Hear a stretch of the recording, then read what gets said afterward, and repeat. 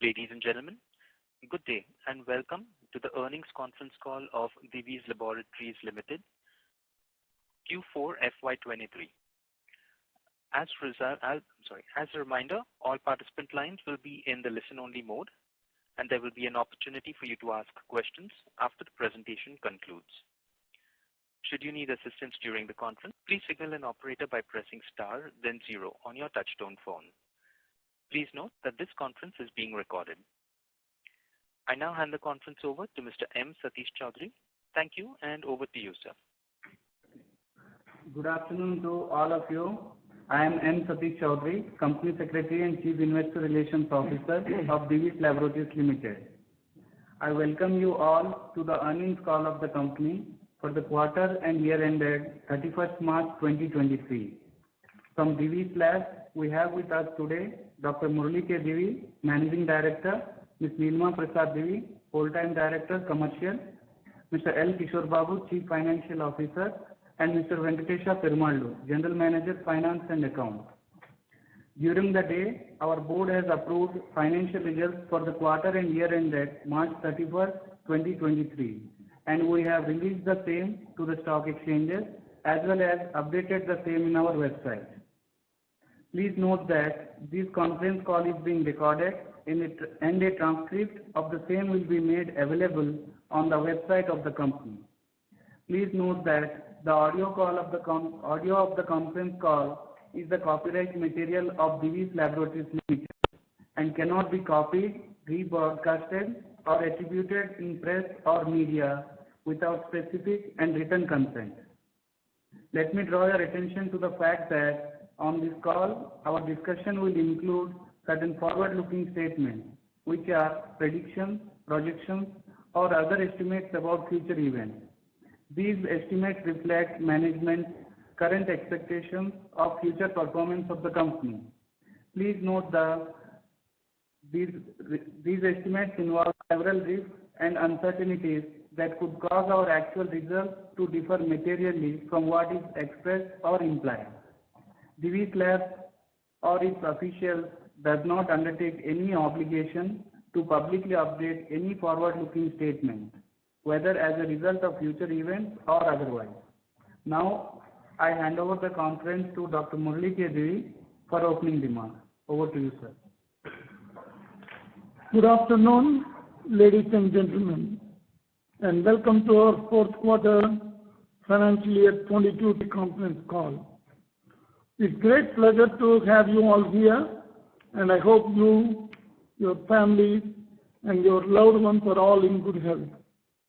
Before we dive into the details of our financial performance, let me update you on our operations. The global pharmaceutical industry has entered a new phase following 2 years of adapting to the pandemic. I would like to report that despite the market volatility, Divi's has maintained efficient and sustainable operations. We have capitalized on new opportunities to fuel growth after experiencing a gradual return to normalcy in the core API product portfolio, and are actively pursuing our 6-point strategic approach to unlock further growth potential.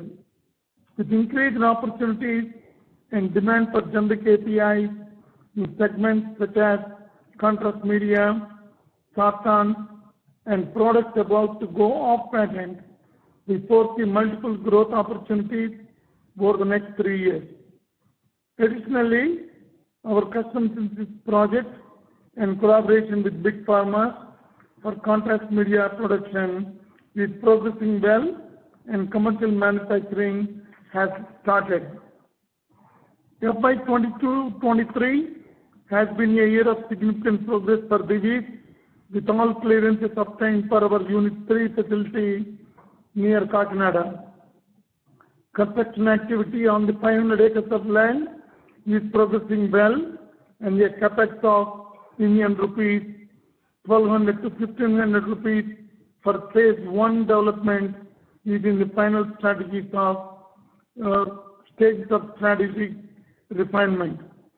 Looking ahead, we remain steadfast on maximizing sustainable growth potential through investment in new technologies, production capacity expansion, and diversification of the product portfolio to meet the requirements of emerging pipelines and continue to maintain a leadership position in our core products through the implementation of green chemistry principles.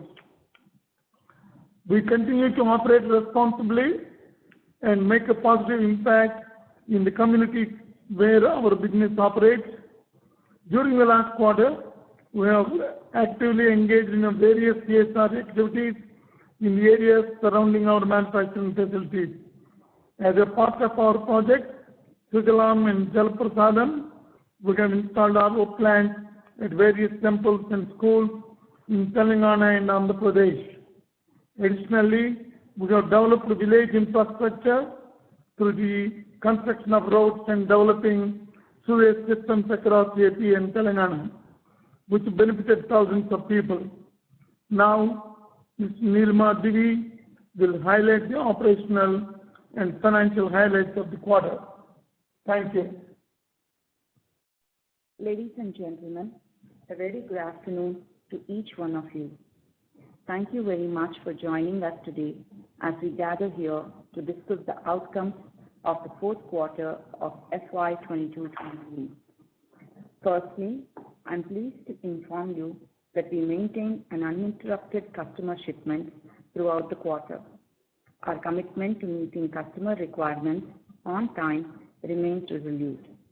Additionally, there were positive developments in global logistics sector concerning sea and air freight costs during the quarter. Furthermore, we have achieved stability in raw material procurement and availability, leading to slight softening in material prices compared to the previous quarter. As a conscious, continuous effort made by the organization to develop and support domestic supplier base while geographically diversifying the sourcing risk, the dependency on China has been lower as compared to the previous year. Moving forward to FY 2024, our focus remains unwavering. We aim to operate our facilities at maximum capacity to oversee the evolving demands of an uncertain economic environment. We are successfully progressing with our diversification map and actively pursuing opportunities that lie ahead, all while focusing on long-term priorities. The company has implemented strategies such as diversifying the supply base to maintain its leadership position in core products while remaining mindful on global developments. Our dedication to diligent risk mitigation efforts, ensuring supply chain stability, efficient transit time, and uninterrupted provision of APIs to our customers has earned us as a reliable supplier to the global pharmaceutical industry. With a robust supply base and inventory control, we are confident in facing challenges that may come our way. I'll now provide you with an overview of the financial performance during the fourth quarter of the fiscal year 2022-23. We have achieved a consolidated total revenue of Rs 2,017 crores for the quarter as against a revenue of Rs 2,571 crores for the corresponding previous quarter of last year. Material consumption for this quarter came to be about 42% of the sales revenue due to change in the product mix. Profit before tax for the quarter amounted to Rs 466 crores, and we have a profit after tax of Rs 321 crores for the quarter. For the financial year 2022-23, we have a consolidated revenue of Rs 8,112 crores, PBT of Rs 2,369 crores, and profit after tax of Rs 1,823 crores.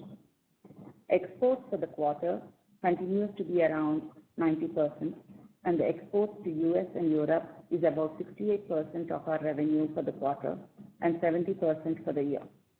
Product mix for generics to custom synthesis is 56-44 for the year, and it is 59-41 for the quarter. We have a forex loss of crores for the quarter, while we had a gain of rupees 130 crores for the year. As we have lower sales revenue during the quarter, our constant currency growth for the quarter has been negative at 32%, while it has been negative at 21% for the year. Our nutraceutical business amounted to rupees 150 crores for the quarter and rupees 660 crores for the year. We have capitalized assets of rupees 480 crores during the quarter and rupees 745 crores for the year. We have capital work in progress of about rupees 212 crores as at the end of the quarter. As of 31st March, we have cash on book rupees 4,136 crores, receivables 1,793 crores, and inventories 3,000 crores. Thank you. Thank you, ma'am. With this, we would request the moderator to open the lines for Q&A. Thank you very much. We will now begin the question and answer session. Anyone who wishes to ask a question may press star and 1 on their touchtone telephone. If you wish to remove yourself from the question queue, you may press star and 2. Participants are requested to use handsets while asking a question. Ladies and gentlemen, we will wait for a moment while the question queue assembles.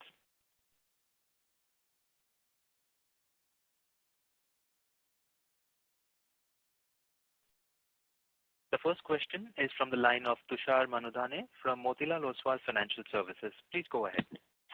Yeah, thanks for the opportunity. Sir, would like to understand in terms of raw material pricing trajectory where we stand based migration in place as well. And so is 57-58% is the new normal in terms of gross margin, or we see upward trend based on backward integration and raw material prices softening? Thank you. The raw material prices, I think, our raw material prices are coming down. Not only they are stabilizing, they are in fact coming down, and we should be able to see benefits in the coming quarters and going towards where we used to be in the past.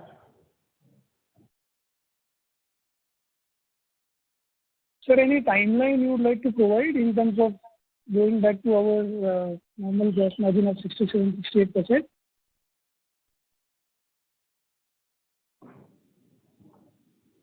Can you please repeat your question again? Can you provide the timeline in terms of going back to our earlier range of gross margin? It's difficult to say exactly when on quarter, but we should be able to see that towards the end of the year. Understood, sir. That helps. Thank you. That's it from me. Thank you. The next question is from the line of Prakash Agarwal from Axis Capital. Please go ahead. Yeah, good afternoon, and thanks for the opportunity. My first question is on, you talked about contrast media in the innovator business segment. If you could talk about, how many products are these, what is the target market, and how do you see this ramp up happening? Contrast media, the big opportunity we are talking about is one thing. We also have the iopamidol, iohexol as our regular generic products, where we increase its capacity, qualifications are under completion and growing. We already are in the market, we have existing customers, but with the increased demand, we have already expanded, and the expanded capacities are under qualifications with various customers. That should see growth. That's number one. Two, with one of the big pharmas where we have the contrast media, the validations are complete, the commercial production has started. So you will see in the coming quarters. And what is the size of the opportunity? Like in every generic product, I think everybody knows what is contrast media and what is the total business. We are building world-class plants to be as a supplier of contrast media, active ingredients, and we should become the leader in the next 2-3 years, just like we became leaders in naproxen, gabapentin, just about every generic product we are in. And also, I think the gadolinium compounds, which are the main MRI compounds where the revolution is happening now, with changing from gadolinium to other metals, there also we are heavily involved with the customers as well as our own research to manufacture development of process at our own labs. Okay, thank you. And second one is on, I think Nilima ma'am said about change in the product mix. So have we talked about what is the custom synthesis generics share? I'm sorry if I missed that. Yeah, the custom synthesis and generic share, we like to have 50-50, but we always are saying see either 60-40 or 40-60. Right now on the yearly basis, it is on 56-44, 56 generic and 44 custom synthesis, whereas in the Q4, it was 59 generic and 41 custom synthesis. Okay, and do you expect this trend to little bit change? I mean, 50-50 over what period of time, sir? I think it's always, I think from day one when I entered custom synthesis, I have been saying 40-60 or 60-40 is not in our control because it's the customer's wish. And sometimes many products join in the custom synthesis.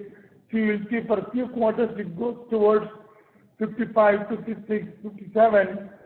In some quarters, as the new generics or generic products take off and the percentage shifts to that side.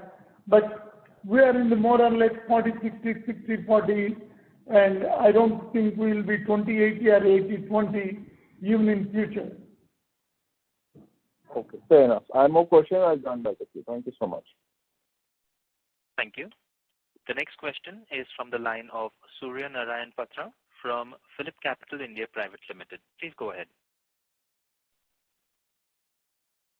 Yeah, thank you, sir. Thanks for this opportunity. So my first question is on the margin front. Sir, are we seeing any kind of unprecedented business environment currently for our business? I'm asking this question because let's say in the second half of FY23, the third quarter and fourth quarter, the margins, if reported margin, if we see it is less than 25% or around 25%, which is kind of the lowest in last 10 years. And seems even in the gross margin front also, if we see, that is also around in the range of 57%, which is never been the case over last 10-year period. So any specific unprecedented condition that we are witnessing for our business? Because product mix wise, we have been more or less stable at that level of 40-60 kind of equation. But the cost wise and the margin wise, we have seen a kind of a meaningful correction since last quarter, third quarter onwards. So if you can clarify a bit here, that would be helpful. There is nothing that happened like the sky is falling down, you know. So there's nothing unprecedented thing that happened. I think it's a general course that took place where always I used to say for the last several years, you should not judge the company by quarter on quarter, and I think it varies. Some quarters maybe it looks similar, but some quarters up and down is quite common. So I don't think there is any particular attributable something happened in the last 2 quarters. One, I can say that whatever the anti-COVID drug, a one-time opportunity we had where it gave us a good push in the sales and that fortunately for the public and the health, there is no COVID requirement now. But there are several other opportunities where we are entering. I think we should be back into the profitability.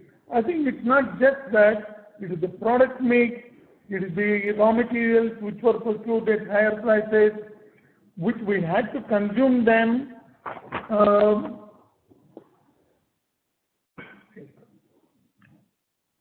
And we have to charge the pricing based on the inventory we have been carrying, which were purchased. Like, we don't keep normally more than 3 months stock, but we had kept 6 months, 9 months stock of raw materials, anticipating problems from China, COVID, and various things. So until we consume them totally, this price fluctuation happens. So that is over now. So going forward, we should be able to, as I was mentioning to the earlier, that we should be able to see normalcy towards the end of the year. Sure, sir. So my second question is on the opening commentary that you have during your opening commentary you have mentioned for your progressive growth in the business. So in the operation side, you have indicated that the technology upgradation, green chemistry principles, adapting those. So those kind of aspects that you have indicated. For the first time, I think the green chemistry aspect also you mentioned. So can you just add some more color to that, sir?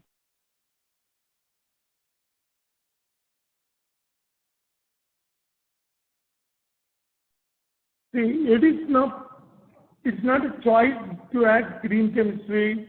It's not a choice to come into the new chemistry. They're a must to do business in current days with US, Europe, and the big farmers. We have to do all that.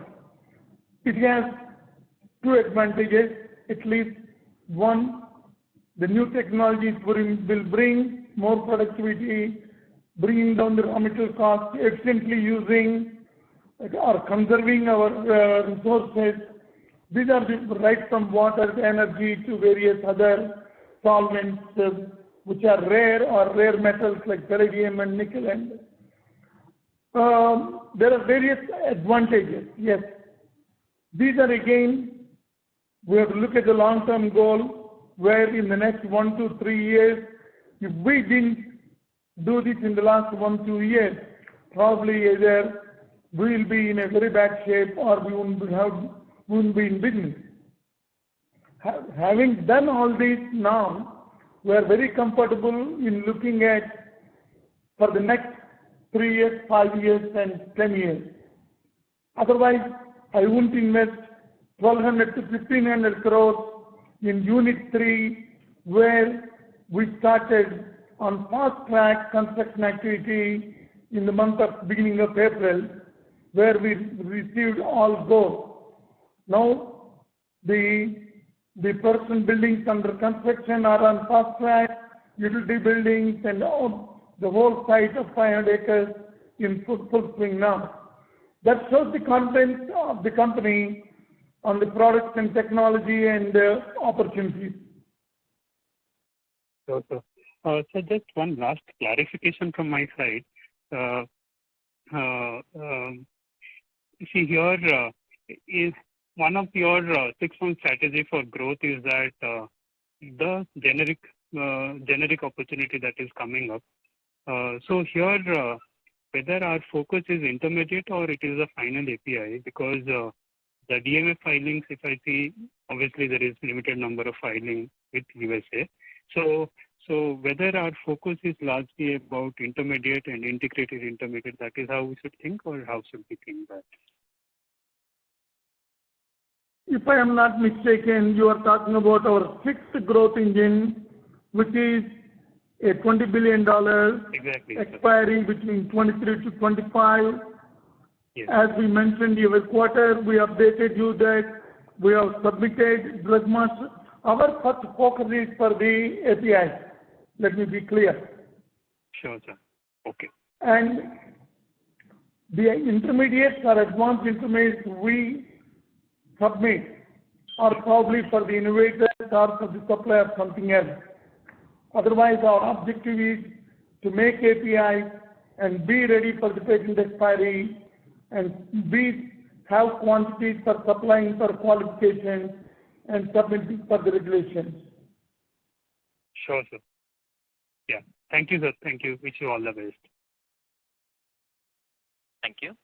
The next question is from the line of Cinderella Carvalho from JM Financial. Please go ahead. Thanks for the opportunity. So I just wanted to understand, last call we had said that 2 custom synthesis products will go somewhere either end of Q4 or Q1. What's the update on that? Pardon? What's the update on that? The 2 custom synthesis projects that we were supposed to commission either end of Q4 or Q1 is what you had said in your in our last earnings call. So what's the update on that? Am I audible, sir? Yes, you are audible. Thank you. Out of the 2, one product, which is a sartan, it has already gone into commercial production and commercial supply. It will up in our coming quarters. It has gone into commercial activity. The second one, custom synthesis big project, the qualifications are complete. We supplied. Now the ramp up of production is happening for supplying in the quarter. I think reflect in the both of them will reflect from the coming quarters. Okay. And so if I look at earlier our conversation, we had also said that the pricing scenario in API, generic APIs was weaker. How do you see it right now? And compared to that, how are our realizations given that there is some softening of raw material costs as Nilima highlighted? So how should we see the realizations and the pricing scenario on the API side, key API side of us? I think it's a mixed feeling. Some of the generic products, we do not see any pressure on the pricing, sales price, or on our demand. I think still they are good. But yes, in some of the generic APIs, because of after the COVID impact, there are huge stocks of dosage forms, and first they are fighting the dosage form companies, generics. They are fighting for getting rid of the stocks before the expiry of the expiry date, and hence there is a crash in the prices of generic dosage forms and less demand for the generic APIs because they don't need, but they want to get rid of. But once that happens, they need APIs again. So I expect the prices to stabilize and we should see improvement in the coming quarters. So just a clarification on this. So would you like to give us some guidance on the growth for FY24? And on the sartan that you mentioned, are we the exclusive supplier there? First of all, I think the confidentiality agreement we supply does not allow us to talk about the very existence of the contract. But thank you. I think it is in the open that Divi supplies some sartan. So I mentioned that, yes, that project it has been validated, commercial supply already ramped up, one of them. Right. And on the growth, sir, would you like to help us understand, given that we see things stabilizing here onwards from the coming quarter, would you like to indicate some kind of growth trajectory on FY24 for us, given that we're carrying a 3,000 odd crore inventory? Should we expect at least minimum of 7,500 odd crore top line on it? Is that a fair assumption, at least, or you think we should look at it some other way? I think we have been growing at double-digit growth. I'm talking about even without the one-time opportunity of the COVID drag. And I think we will continue growing at that rate, a double-digit growth. That is very, very helpful, sir. All the best and thank you. I'll join back the queue for more questions. Thank you. We have the next question from the line of Shyam Srinivasan from Goldman Sachs. Please go ahead. Good afternoon, and thank you for taking my question. Just using the numbers for the quarter for generic, custom, and nutraceuticals. So just want to get your comments on some of the segments. We've finally seen custom synthesis improve QOQ. I'm talking about Q4 versus Q3. 680 crores has gone to 800 crores, just the CS part. So is that the two CS projects, at least the certain projects, would that be the reason for the growth, or there are other levers there? That's question one. When I look at generic API excluding nutraceuticals, the jump has been even better. We have gone from 875 crores to about 1,000 odd crores. So if you can help us understand, I know you don't like looking at QOQ, but what are some of those that is driving the sequential about, I think 17% QOQ growth on custom, 14% QOQ growth on generic API excluding nutraceuticals? Again, we cannot really say what will be the exact growth, how many hundreds of tons they will buy and all that, because we cannot talk about even the existence of relationship. But what we can say is that we have built capacity as per or more than the requirement of the big pharma or the generic industry. Always, we are one step ahead of whatever is the requirement. So now coming back to your, I cannot disclose the quantities and what kind of ramp up we can see in the next quarters as rupee term or volume, but definitely these are very long-term projects, custom synthesis projects, and we are seeing several other opportunities in custom synthesis projects from big pharma. Never seen so many opportunities. Now coming back to your nutraceuticals also is being, and in fact we needed expansion of both nutraceuticals and as several custom synthesis projects. Hence, I think I need to update also the shareholders that the Unit 3 project, what we are initiating now, 1,200-1,500 crores to begin with. We will be manufacturing some of the nutraceutical APIs, some of our advanced intermediates, starting materials, so that our existing production buildings at Unit 1 and Unit 2 will be freed to that extent, whereby GMP, USP, FDA inspected, European FDA inspected buildings will be able to take advantage to produce the required quantities of new opportunities of custom synthesis and other generic products. Whereas the Unit 3, where we are investing 1,200 to 1,500 crores, first to begin with, it will start manufacturing the starting materials, the intermediates, nutraceutical APIs, and the second phase, it will enter into the APIs, which usually take 3 to 4 years for the qualifications and US FDA inspection clearance, and then be able to sell. So we are trying to bring a win-win situation of creating capacity and utilizing the capacity in the right way.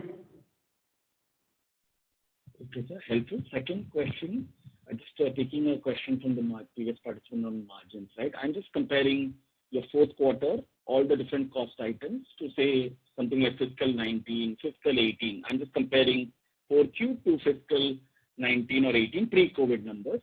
So material cost then was between 38, 39%. Today is 42% for the quarter.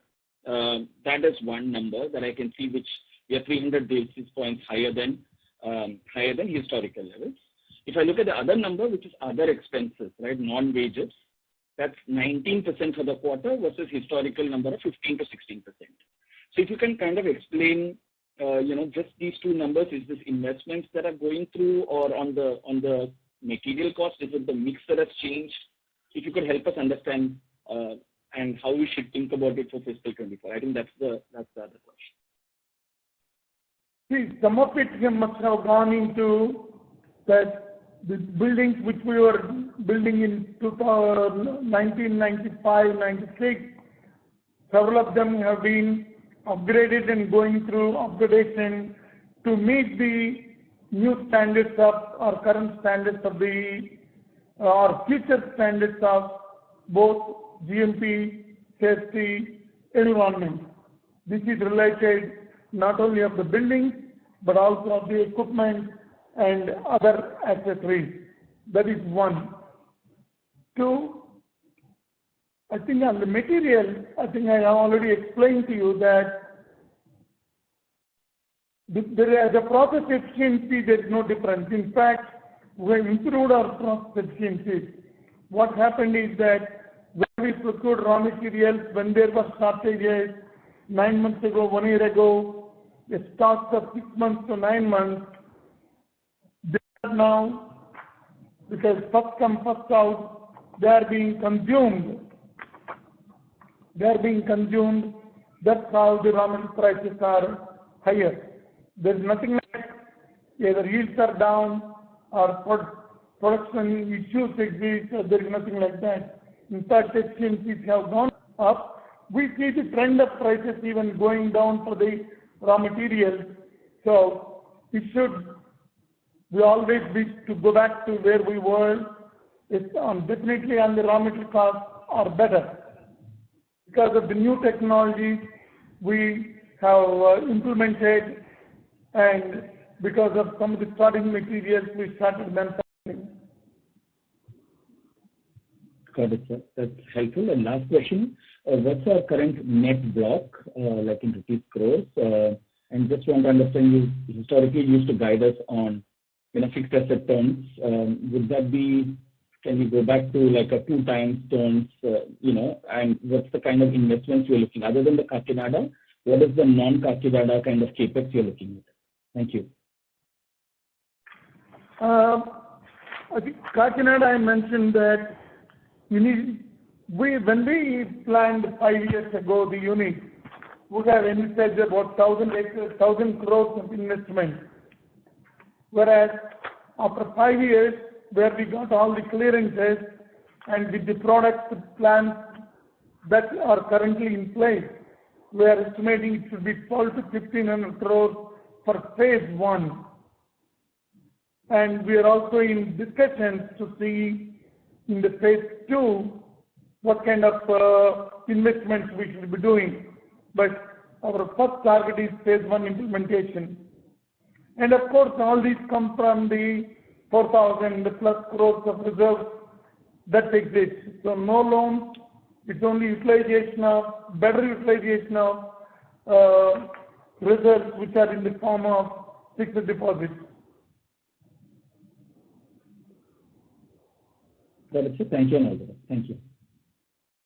Thank you. The next question is from the line of Neha Manpuria from Bank of America. Please go ahead. Thank you so much. Sir, just on Kakinada, by when can we expect the phase 1 to start manufacturing nutraceuticals and advanced intermediaries that you mentioned? It is a greenfield project, and we just started the last month the ground cleanup, and we expect to commercialize by end of 24. This will be fiscal year 24, calendar year? Calendar year. Understood.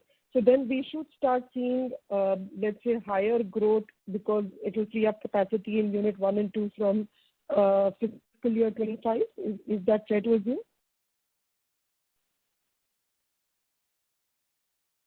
Yes, because once we complete in 24, we should be able to see that in 25, and as the capacities become free in the existing buildings of Unit 1 and 2, we should be introducing additional products, additional capacities, new products of custom synthesis are generic into those buildings.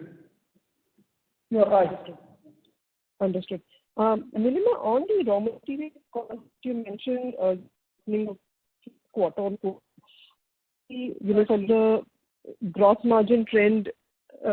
Hello? Sorry to interrupt, but the line for you seems to be breaking up in between. I request you please repeat your question. Sorry, that is there? No, ma'am, it's still breaking up. Is this better? This is better, ma'am. Okay, sorry about that. Nilima, you mentioned raw material prices softening quarter-on-quarter, but if I were to look at gross margins, despite the contribution from custom synthesis and lower freight cost, raw material cost, we haven't seen as much improvement. Is it fair to assume that we are still consuming the high-cost inventory and there is pricing pressure in generic API, that's why we're not seeing the requisite margins?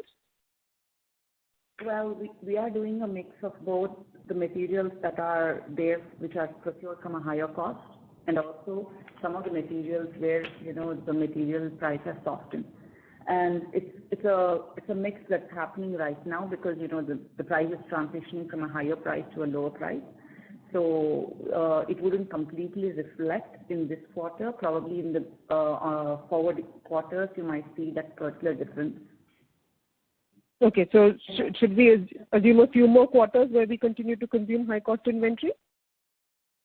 No, I think it would be slightly improving situation as we go on to the Q1 and forward. And also, we did mention earlier that there has been pricing pressures in the generic market, and that's also one of the effects that has been reflecting in this particular area. What would be the generic pricing, the API pricing pressure that you've seen, let's say, quarter-on-quarter reflecting in the margins? Can you repeat that question again, please? What would be the pricing pressure that you would have seen in the quarter? Just trying to understand what is the impact in the quarter because of that. It's very difficult to say that because it's a combination of several products and it's very difficult to say. Understood. Thank you so much, sir.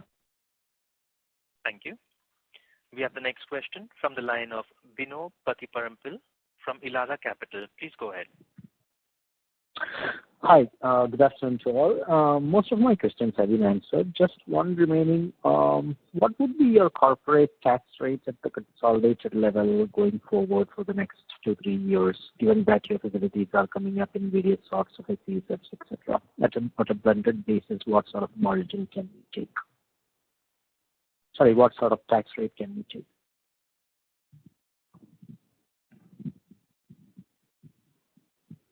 I think it's expected to be, as we are coming to the closing of SEZ and SEZ benefits slowly phasing out. So we expect the tax to be around 25-27%. I think that's what I can say in the next 15 years. Understood. Thank you very much. Thank you. The next question is from the line of Nikhil from SIMPL. Please go ahead. Yeah, hi. Good afternoon. Thanks for the update. 2-3 questions, sir. One is if I go back to our strategic levers, which we had mentioned in our annual report, and 2 of them were to gain further market share in products where we already have 60-70% market share, and gain market share in products where we are at 20-30%. Now, considering the scenario which is playing out in APIs of inventory destocking and excessive price competition, would you say our ability to gain further market share gets restricted in any way in those existing products, or would you say our capabilities and our costs remain the same and probably there is still room for this lever to play significantly? in the generic products, I think we have two growth engines which we mentioned it to you. Number one, traditional generic established products like naproxen, dextromethorphan, gabapentin, where we have the 60% to 70% market. That's where in some of the products the metal price is the issue, market is not the issue. And some of our customers where they have large volume stocks of dosage forms due to COVID, I think now they are destocking, and once that is over, the price pressure should disappear. So coming back to the other generic products where we were in 20-30% and we increased the capacity substantially to become number 2 or number 1 in the market. We have done the increase in capacity, qualifications are completed, and commercial sales have started. But to see the full benefit, I think it will take at least 4 to 8 quarters to take the full benefit of the capacity we created. Because it will happen based on the qualifications by the end customer. Okay, fine, sir. Second, sir, if I look at the amount of capex which we did and over the last 3 years, I would presume that a lot of this capacity would still be at around 65-70% kind of utilization versus last year's similar quarter when we said we were at 80-85. Would that be a right assumption? And is that a fixed cost of these capacity hitting our profitability to some extent? Because if I look at year on year, our other expenses is significantly higher, even though sales is lower in the same quarter last year. So is it the fixed cost which is there, which is not completely utilized because of lower capacity utilization?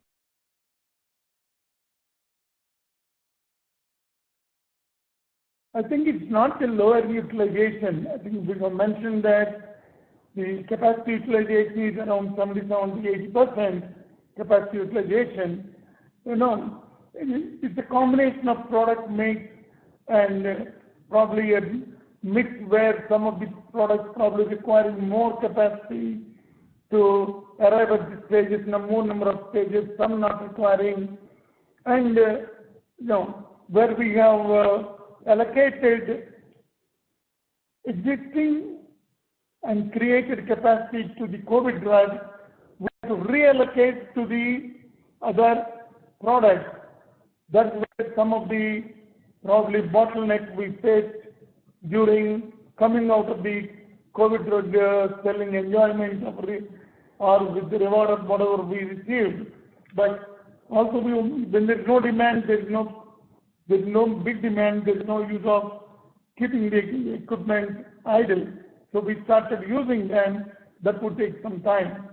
So it's a combination. I think it's very difficult to pinpoint. But the capacity utilization is about 70-80%.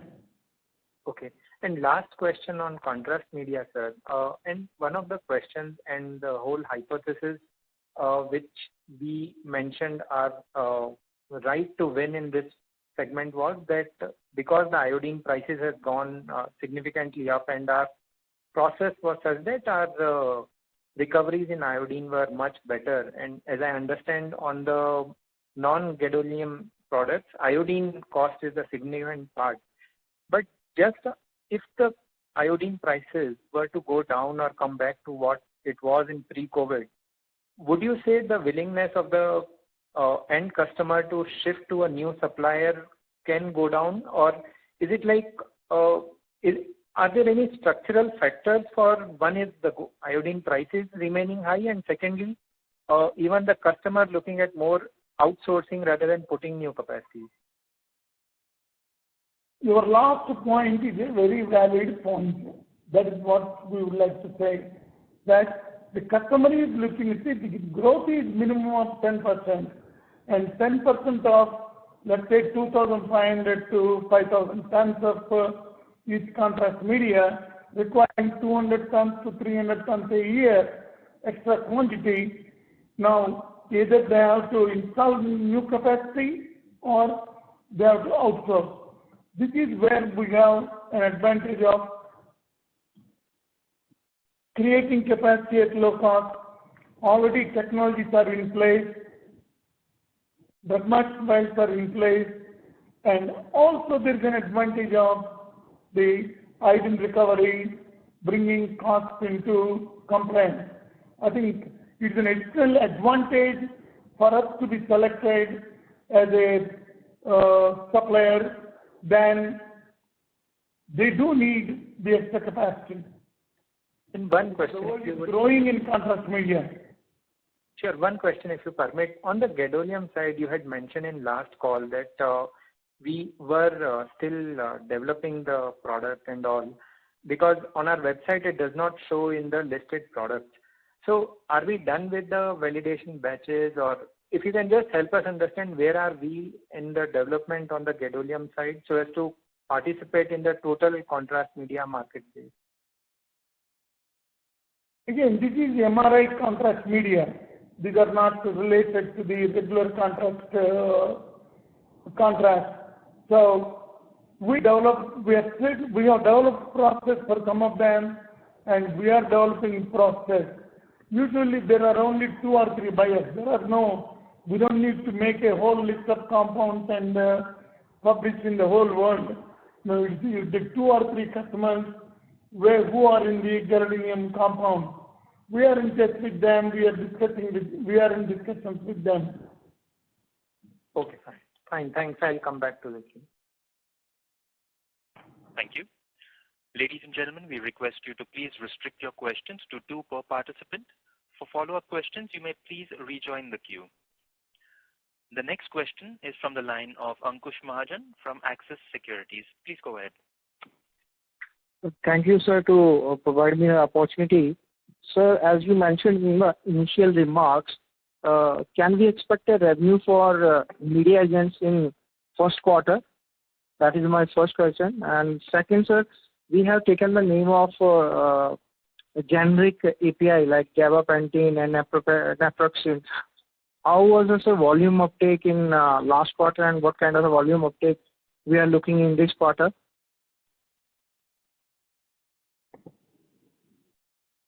I think the generic product like gabapentin, it is consistent.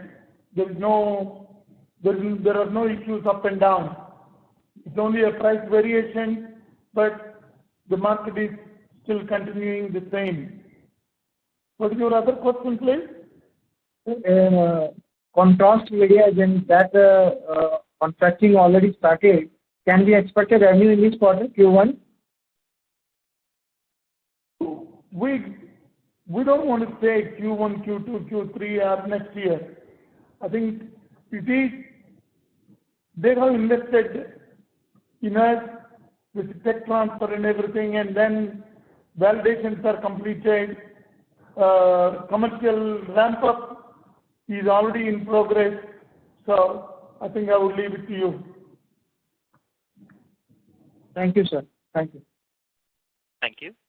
The next question is from the line of Nirali Gopani from Unique Portfolio Management Services. Please go ahead. Hi, sir. Thanks for the opportunity. Sir, my question is on the EBITDA margin. Sorry to go back to that point. So when we, in the starting of the year, like in our Q1 call also, you were very sure that FY23 40% margin is sustainable. So what I want to understand is that what did happen in the last 6 months, which was not expected by you also, because we went back to a margin which we have not seen in the last 10 years. Sorry, sir. Yeah. I don't think I said unexpected. There is nothing unexpected that happened. There is no one-time event that happened. I think it's in the course of business, moving from COVID 3 years to closing down, and again people getting into the back to normal business and pharma business getting into, instead of concentrating only on COVID and COVID drugs into the general, I think that is what happened. People who had huge stock, destocking them, price pressures, raw material where we produce at higher prices to be until they get stuck out and be replaced with the materials that come with lower prices now. I think that is the issue. There's nothing like unprecedented, nothing has happened. Right, sir. Just because we as investors would have expected that, if you could have revised your guidance or just guided us, then this would not have a shocker like it is today. So that's the only reason that I got back to this point. Thank you, sir. Well, nobody thought that the COVID would go away just like that.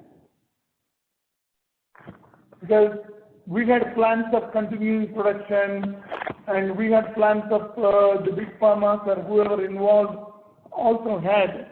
And we had even additional opportunities into new COVID drugs. And all of a sudden, the COVID disappeared. So I think it happened within, I would say, 3 to 4 months, all this change. No, that's it from my side. Thank you, sir. Thank you. The next question is from the line of Prakash Agarwal from Axis Capital. Please go ahead.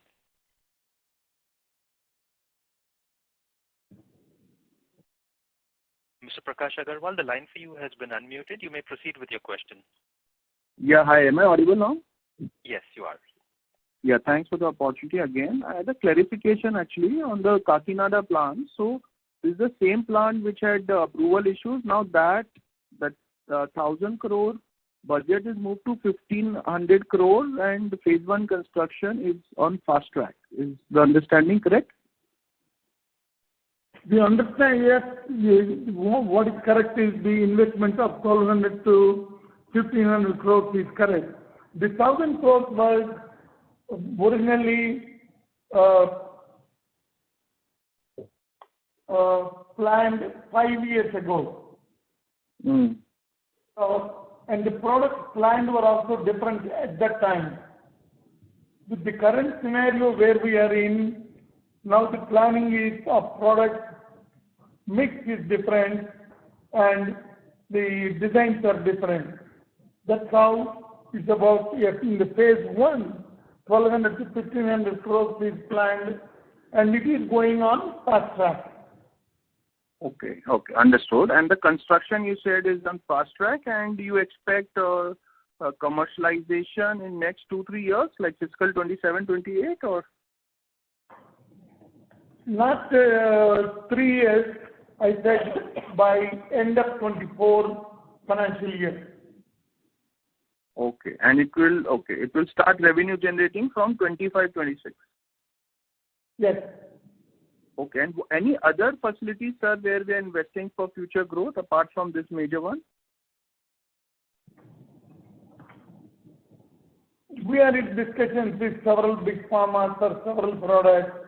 So I think we will take decisions as we will have a number of opportunities to add capacity in at least the Unit 3 and Unit 1. So let's wait for the next quarter to come out with that investment. Okay, perfect. Great. Thank you and all the best. Thank you. Ladies and gentlemen, that was the last question for today. I would now like to hand the conference over to Mr. Satish Choudhury for closing comments. Over to you, sir. Thank you all for joining us today for the earnings call of Divi Laboratories Limited. In case you need any further clarification, please reach out to our investor relations. Thank you. Thank you. On behalf of Divi Laboratories Limited, that concludes this conference call. Thank you for joining us, and you may now disconnect your lines.